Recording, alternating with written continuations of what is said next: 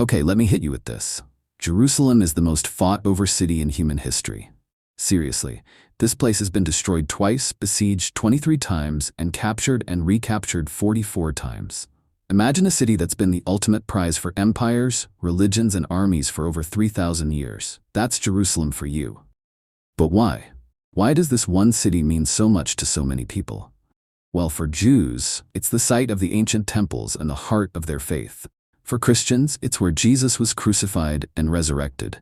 And for Muslims, it's home to the Al-Aqsa Mosque, the third holiest site in Islam. 3 major religions, one tiny city. It's no wonder things get intense.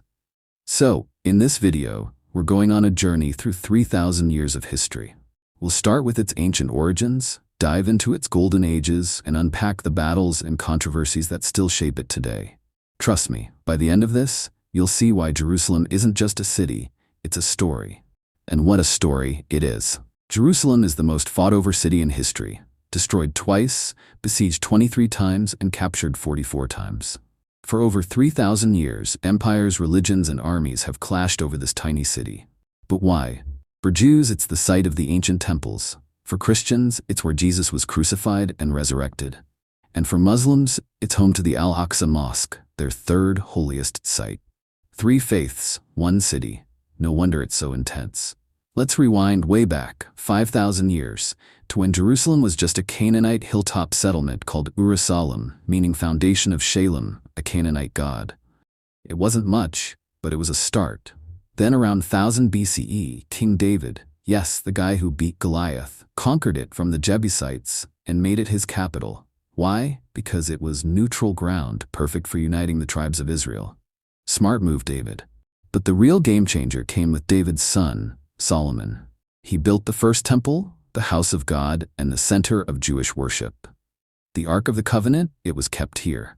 This temple made Jerusalem the spiritual heart of Judaism, a status it still holds today. In just a few centuries, Jerusalem went from a sleepy Canaanite town to the capital of a kingdom and home to one of history's most sacred sites. Not bad for a city that started on a hill, huh? Alright, so things were going pretty well for Jerusalem, until they weren't. Enter the Babylonians.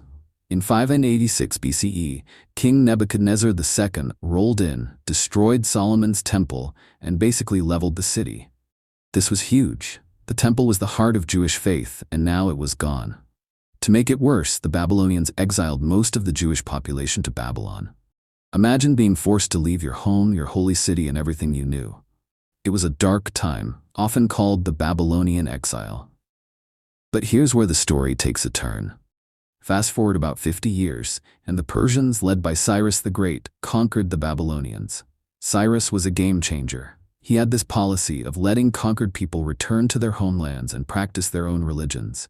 So he told the Jews, you can go back to Jerusalem and rebuild your temple. And they did.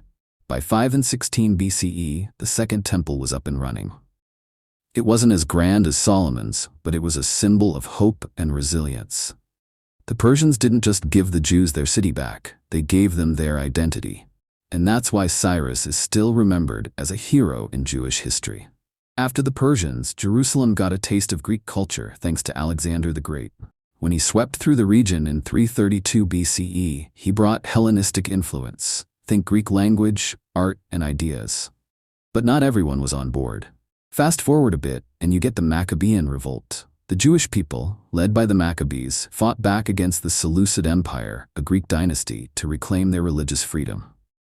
They won, and for about 100 years, Jerusalem was independent under the Hasmonean dynasty. It was a rare moment of Jewish self-rule. Then came the Romans. In 63 BCE, they marched in and took control. But here's the twist. They installed a client king, Herod the Great. Love him or hate him, Herod was a builder. He expanded the Second Temple into a massive, stunning complex that became the pride of Jerusalem. But Roman rule wasn't all grand buildings. Tensions boiled over, and in 70 CE, after a Jewish revolt, the Romans destroyed the Second Temple. This was catastrophic. The temple was the center of Jewish life, and its loss led to the Jewish diaspora, a scattering of Jewish communities across the world. It was a turning point that shaped Jewish history forever. After the Romans, Jerusalem entered a new chapter under the Byzantine Empire. This was a big deal for Christians because Jerusalem was now seen as the center of their faith. Emperor Constantine's mom, Helena, even came to town and supposedly found the true cross, the one Jesus was crucified on. Constantine then built the Church of the Holy Sepulchre, which stands over the spot where Jesus was said to be buried. For Christians, this was huge. Jerusalem became a pilgrimage destination, and the city got a major glow-up with churches and monasteries everywhere. But then, in 638 CE, the Islamic Caliph Umar walked into Jerusalem. Unlike previous conquerors, he came peacefully. The city surrendered without a fight, and Umar made a deal to protect its Christian and Jewish residents. Under Islamic rule, Jerusalem became sacred to Muslims too.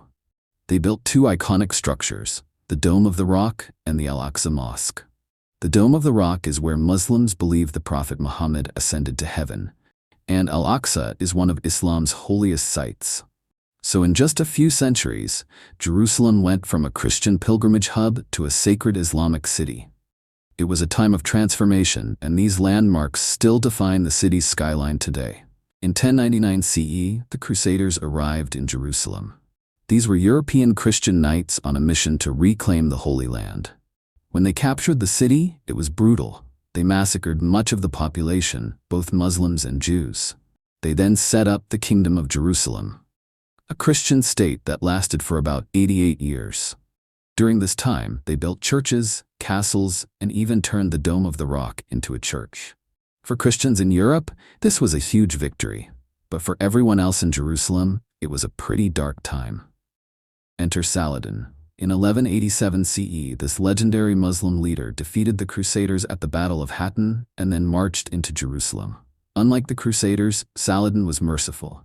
He allowed Christians to leave peacefully and even let Jewish families return to the city. His victory marked the return of Islamic rule and made him a hero across the Muslim world. So, in less than a century, Jerusalem went from Christian Crusader capital to Islamic stronghold. It was a dramatic shift, and Saladin's legacy still looms large in the city's history. After the Crusades and the Mamluks, Jerusalem entered a new era under the Ottoman Empire. In 1517, the Ottomans took control, and for the next 400 years, the city became part of one of the largest empires in history. But the real star of this period was Suleiman the Magnificent. This guy wasn't just a ruler, he was a visionary. In the 16th century, he rebuilt Jerusalem's walls, the ones you see today surrounding the old city. They're iconic, with their 7 gates and towering stonework. Suleiman also restored water systems, built fountains, and improved infrastructure. For a while, Jerusalem thrived under his rule, becoming a more organized and vibrant city. But let's be real, not every Ottoman ruler was a Suleiman. Over time, Jerusalem started to decline. By the 18th and 19th centuries, the city had lost much of its former glory. The empire was overstretched, and Jerusalem became a backwater town. Poverty was widespread, and the city's infrastructure fell into disrepair.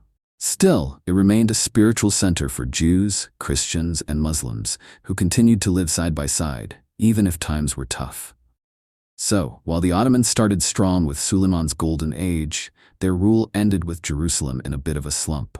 But even in decline, the city's sacred character never faded. It was still the place people dreamed of visiting, whether for faith, history, or just to walk its ancient streets. After the Ottomans, Jerusalem entered a new chapter during World War I.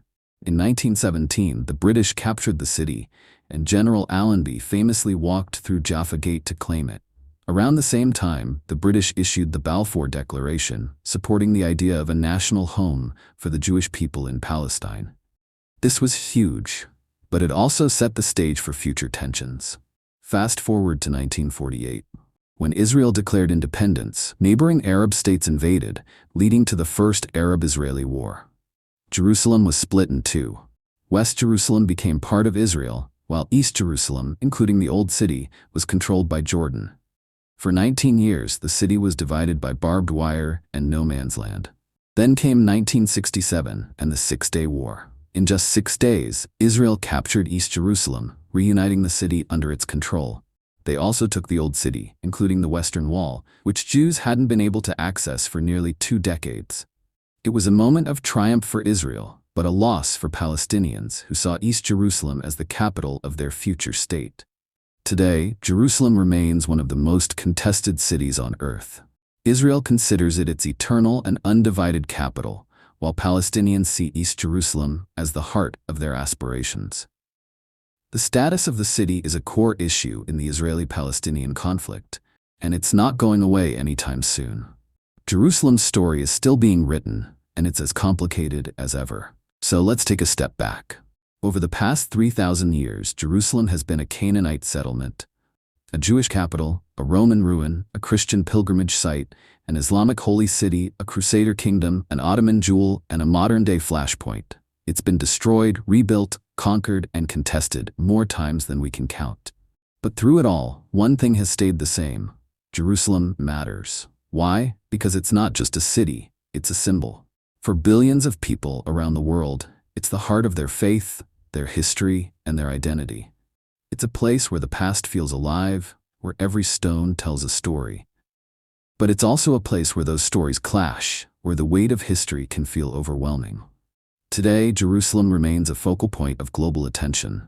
It's a city of beauty and tension, of sacred sites and political disputes.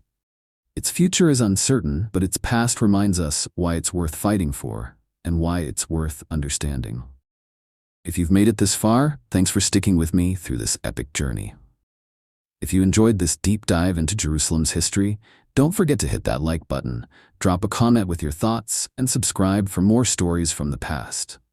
History isn't just about dates and names. It's about people, places, and the lessons they leave behind. And Jerusalem, it's got plenty of those. See you in the next video.